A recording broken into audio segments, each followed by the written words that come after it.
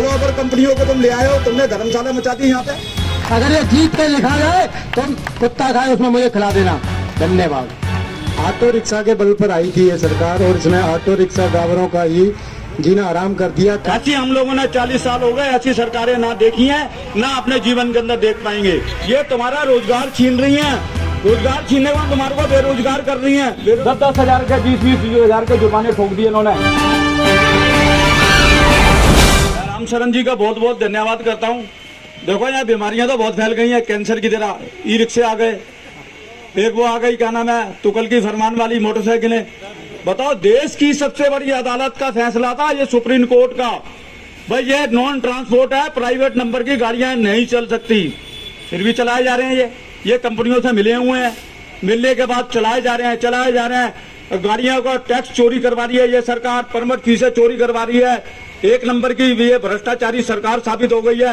अरे तुम ये बताओ, देश की अदालत का तो फैसला मान लो कम से कम। इतने जब तुम्हारे पर कोई बात होती है, तुम्हारे खिलाफ फैसले आते हैं, जब तक कहते हैं ये सुप्रीम कोर्ट का फैसला नहीं मान रही केंद्र सरकार। अरे आज हमारे हक का भी तो फैसला है, ऑटो रिक्शा टैक्सी वालों का नॉन ट्रांसपोर्ट नहीं चलेगा, फिर क्यों चलवा रहे हो आप? ये बड़ी गंभीर मामला है, बीमारी फैल गई है दिल्ली के अंदर, क्या पूरे देश भर के अंदर। ये तुम्हारा रोजगार छीन रही है, रोजगार छीनने के बाद तुम्हारे को बेरोजगार कर रही है। बेरोजगार करने के बाद क्या होगा, तुम्हारे बच्चों का काम छिन जाएगा सारा का सारा। तो ये बात मान के चलना, ये कोई सरकार तुम्हारी नहीं हो सकती। मैं बार बार कह रहा हूँ, किसी के भी राजनीतिक पार्टियों के पीछे मत भागो, जो काम करेगी वही तुम्हारी सरकार है। हम तो खुलेआम कहते हैं, जो इनका ऑटो रिक्शा टैक्सी वाला वो काम करेगी राजनीतिक पार्टी, हमें कोई दिक्कत नहीं है हम उनके पास जाने के लिए। ठीक है कि नहीं? ठीक है बोलो। हम भारतीय मजदूर संघ के लोग हैं, भारतीय मजदूर संघ को पता है कहाँ सरकार की नमज दमनी है, हमें आती है सरकार की नमज दमानी।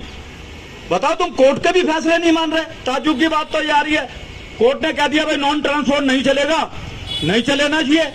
आप छोड़िए करवा रहे हो सरेआम कंपनियों से मिलके।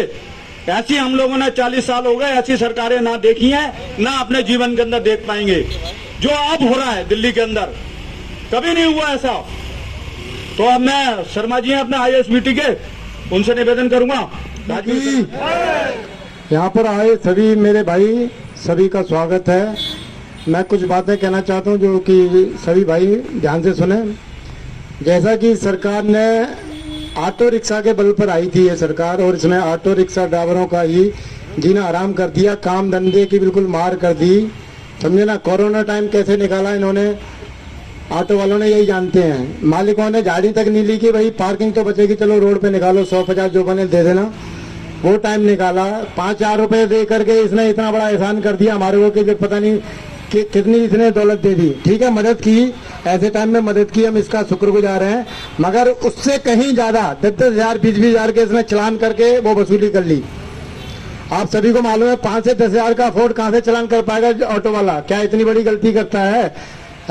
इतनी बड़ी गलती तो जो है क्या कहते हैं, बैटरी रिक्शा वालों का भी मैं देख रहा हूँ 5 से 6 हजार का इनका भी चलान कर देते हैं ओवरलोडिंग का। और ये इनके लिए कोई वर्दी नहीं है, ऑटो वालों के लिए वर्दी। 6-6 हजार का चलान, 4 सवारी इसमें अलाउ। ऑटो रिक्शा 7-7.5 लाख का आ रहा है, इसमें 3 सवारी अलाउड। बैटरी रिक्शा में 6-6, 7-7 सवारी भर के चल रहे हैं, ओवरलोड करके चल रहे हैं, इन पर कोई सुनवाई नहीं है। बस में जो है लेडीज फ्री, समझे ना? इसने क्या करा, एक टारगेट ऐसा बना दिया, छोटे तबके के लोगों को फ्री का लालच दे करके अपनी सरकार को बनाने का इसने ऐसा रूप दिया कि भाई मैं छोटे तबके को कैसे ले सकता हूँ, लेडीज का वोट कैसे ले सकता हूँ, कॉमर्शियल ड्राइवरों का वोट कैसे ले सकता हूँ। ऑटो रिक्शा की बदौलत ये बने, ऑटो रिक्शा का इसने बिल्कुल माटी मैल कर दिया, बिल्कुल काम धंधा ठप्प है। मैं कहता हूँ ऑटो रिक्शा से भी ज्यादा, कहीं ज्यादा टैक्सी वालों का काम धंधा ठप्प है। टैक्सी मैं समझ रहा हूँ आज की डेट में आधी रह गई है। ओला उबर जो टैक्सी रूप में चल रही है उसने टैक्सी का काम बिल्कुल खत्म कर दिया। उससे कहीं ज्यादा ऑटो का काम आज भी है, मगर टैक्सी का काम मैं समझ रहा हूँ बिल्कुल 10 से 20% रह गया है। ये ना तो ओला उबर से चल सकते, ना ऑन रोड सवारी उठा सकते, स्टैंड बाई स्टैंड चल सकते हैं, एयरपोर्ट छोड़ जाए, रिटर्न आ जाए, उसके बाद फिर वहाँ चले जाए। तो ये बिल्कुल भुखमरी की कगार पे आ चुके हैं। जैसे इन्होंने कहा कि प्राइवेट रूप में आप जो एक ऐप के जरिए हम सामान को ले जाने का हमारे को अगर जिम्मेदारी मिल जाती तो मैं समझता हूँ ऑटो रिक्शा का भी काम बढ़ेगा, टैक्सी वालों का भी काम बढ़ेगा। और जैसा कि आप सभी भाई जानते हैं कि जो है ऑटो रिक्शा के अंदर या टैक्सी के अंदर लेडी सवारी ज्यादा सफर करती थी। अब नहीं मेरे हिसाब से कर पा रही है।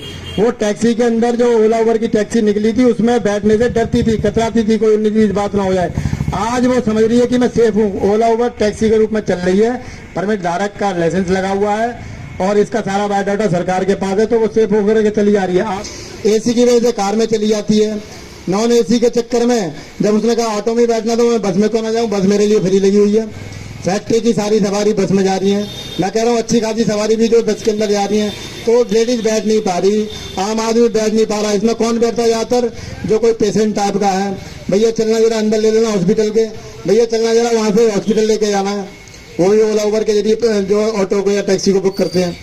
तो कहने का मतलब यह है, अगर जो है केजरीवाल सरकार ऑटो रिक्शा से या सभी से वोट पाना चाहती है और वो तरीके से काम करना चाहती है, तो मैं फ्री के लिए सिर्फ एक ही बात कहूंगा, शिक्षा और चिकित्सा केवल ये फ्री होनी चाहिए। अदरवाइज पानी हवा कुछ भी फ्री नहीं होना चाहिए। हम सबका टैक्स देते हैं और देते रहेंगे। और ये अगर एक बाप का है केजरीवाल, तो साफ कह दे कि मैं कुछ भी फ्री नहीं करूंगा, शिक्षा और चिकित्सा फ्री करूंगा और आप मुझे वोट दो। मैं राष्ट्र के हित में काम करूंगा, मैं डेवलप करूंगा, आप मुझे वोट दो। अगर ये जीत के लिखा जाए तो कुत्ता खाए उसमें मुझे खिला देना। धन्यवाद। शीला दीक्षित सरकार के खिलाफ तुमने कैंपेन चलाया था नहीं चलाया था? इसको उतारो। आप लोग इतनी बड़ी ताकतवर के अंदर हो, कोई सरकार अगर तुम्हारा कहना नहीं मानती ना तो उसको झूला झुला दो, उसको उतार दो, चाहे बोरी बिस्तर मान और जाए। अब इसका भी यही नंबर आने वाला है। बोला नंबर आने वाला नहीं आने वाला? आएगा कि नहीं आएगा? मैंने पूरे हिंदुस्तान के अंदर मैं हर जगह गया हूं। अभी कश्मीर में गया था, अभी 200 लोग हम माता वैष्णो देवी गए थे, काफी लोग बैठे। उसके बाद कश्मीर की यूनियन वालों ने हमें बुलाया। तो पूरे हिंदुस्तान के अंदर अगर कोई झूठा चीफ मिनिस्टर है तो ये बैठा केजरीवाल, और ये बर्बाद कर दिया तुम्हारे को, ऑटो रिक्शा वालों को, काली पीली टैक्सी वालों को इसने।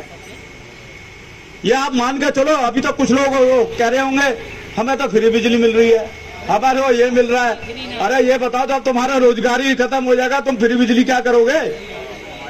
खत्म हो जाएगा तुम्हारा है? क्या मिलेगा फ्री बिजली मिलके? अरे गुजरात के ऑटो वाले थे, ये गुजरात गया ना, उन्होंने पता क्या बोला था? कहता है हमारे को बेवकूफ मत बनाओ, ये दिल्ली के ऑटो वाले बेवकूफ बन सकते हैं, तुम्हारे से गुजरात के ऑटो वाले नहीं बनेंगे बेवकूफ। और दिखा दिया उन्होंने। कहता है हमें फ्री की लालच वाली चीजें नहीं चाहिए। 2 केस डले हुए तुम्हारे, मैं बताता हूँ हाई कोर्ट के अंदर, जीपीएस का और ये इसने ये फिटनेस के। अब ये तुम्हारे को फिटनेस की टिकटें क्यों दे रहा है फ्री, इसका भी मैं खुलासा कर देता हूँ, आशु जी को पता है। हमने हाई कोर्ट के अंदर रीट लगाई है, ये परमिट फीसें, ये फिटनेस के पैसे जो बढ़ाए थे इसने, उसकी भी रीट हमने डाली हुई है हाई कोर्ट के अंदर। ये ऐसे नहीं दे रहा तुम्हारे को। हम ये कहते हैं फ्री होनी नहीं चाहिए, आप हमारा रोजगार दो, इनके रोजगार बचाओ। आप फ्री बंद करो महिलाओं की बसें, क्यों नहीं करते? बस ओला उबर कंपनियों को तुम ले आए हो, तुमने धर्मशाला मचा दी यहाँ पे है। काम छीन के खा गए सबका। ऑटो वालों, काली बिली टैक्सी वालों को आज 7000 काली बिली टैक्सी भी नहीं है दिल्ली के अंदर, नजर भी नहीं आती। तो ऐसी स्कीम लागू करो जो लोगों का रोजगार चले। आप तो रोजगार छीन रहे हो यहाँ पे आके, और सब जगह ये कहते हो ये सब पूरे मेरी दिल्ली मेरी दिल्ली मेरी दिल्ली। मेरी दिल्ली नहीं होगी, भ्रष्टाचारियों की दिल्ली बनवा दी है तुमने। तो आज विश्वकर्मा जयंती है, हम विश्वकर्मा जयंती पे भगवान विश्वकर्मा जी का आशीर्वाद लेके हम इनको कह रहे हैं भाई आप इनकी बातें मान लो, नहीं मानोगे तो बहुत खतरनाक काम होगा। और तुम्हारे को ये वोटों से ना, वोट बैंक से तुम्हारे को उतार के फेंक देंगे यही लोग ऑटो वाले। सरकार बनाने जानते हैं, सरकार बिगाड़ना भी जानते हैं। तो एक ये चीज हो गई। अब केंद्र सरकार की भी मैं बात कह देता हूँ। केंद्र सरकार ने भी तो कल की फरमान डाल दिया, सभी रेलवे स्टेशनों पर पैसे लगा दिए जो आज तक 40-50 सालों के अंदर भी नहीं लगे। हम इनको कहते हैं भाई पैसे माफ करो, कोई सुन के राजी नहीं है।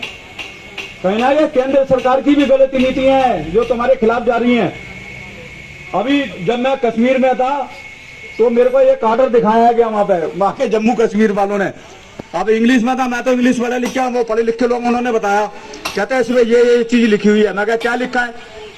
कहता अब केंद्र सरकार और राज्य सरकारें मिलके एक कानून लेके आ रही हैं। कानून क्या ला रही हैं? आप प्राइवेट नंबर से भी सवारियां बिठा पाओगे।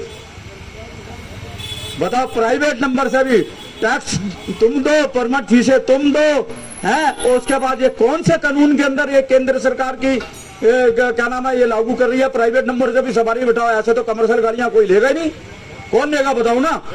जब प्राइवेट चलनी है तो खत्म करो खेल, खत्म कर दो खेल, खत्म कर दो। कभी प्राइवेट चलाओ, क्यों लेंगे 10-10 लाख रुपए का ऑटो, क्यों लेंगे ये टैक्सियां, इतनी इंश्योरेंस महंगी है, हर चीज महंगी है। आप खत्म कर दो ना, आप पॉलिसी बना दो। अब ये हाल चल रहा है। कोई भी, जब मैं कहता हूं तुम मान के चलो, कोई भी सरकार तुम्हारी नहीं है। ये कानों में ना अपना रुई डाल लो, ये किसी के नहीं है, किसी के भी नहीं है। ये आज बात मान लेना। हाँ ठीक है भाई, केंद्र सरकार अपना कुछ काम अच्छे कर रही है, मगर ट्रांसपोर्ट उद्योग के लिए कोई काम नहीं करा उन्होंने, क्योंकि ये सबसे बड़ा उद्योग है। अगर ये चाहते ना, बहुत काम कर सकते तो तुम्हारे लिए।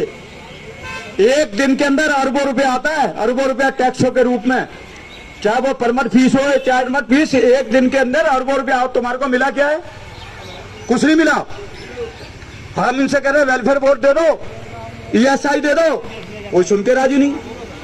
आज विश्वकर्मा जयंती है, विश्वकर्मा जयंती पे भी हम यही मांग करेंगे, सामाजिक सुरक्षा वेलफेयर बोर्ड लागू करो। अगर ये मिल गया ना, तुम्हारे को सारी समस्या तुम्हारी खत्म हो जाएगी।